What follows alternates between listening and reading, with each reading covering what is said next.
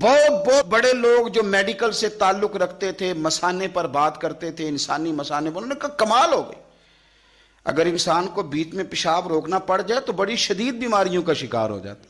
مدینے والے رسول نے بتایا کہ مسجد کا ادب اپنی جگہ پہ، لیکن اس وقت جو کیفیت ہے اس کا رنگ اپنی جگہ پہ۔ فرمایا اسے نہ پیشاب کر لینے دو، اسے مکمل کرنا۔ اس نے پیشاب کر لیا، حضور نے فرمایا جہاں اس نے پیشاب کیا وہاں پانی بہاؤ، دھو ڈالو مسجد کو، اور اس بندے کو قریب بلایا۔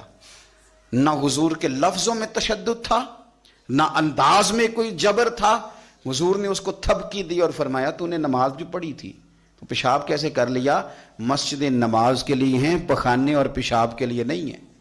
یعنی کتنا یہ کبھی فعل ہے بظاہر کتنی غلط بات ہے کہ مسجد میں پیشاب کر دینا، کو کسی کا بچہ بھی کر دے تو شاید ہم گریبان پکڑ لیں، لیکن ایک جیتے جاتے سمجھدار آدمی نے پیشاب کیا، یہاں تو ہو سکتا ہے کمیٹی کا صدر جو ہے وہ بند کر دے مسجد میں آنا کہ تو نے نہیں آج کے بعد آنا، تجھے پتہ کو نہیں مسجد آنے جانے کا۔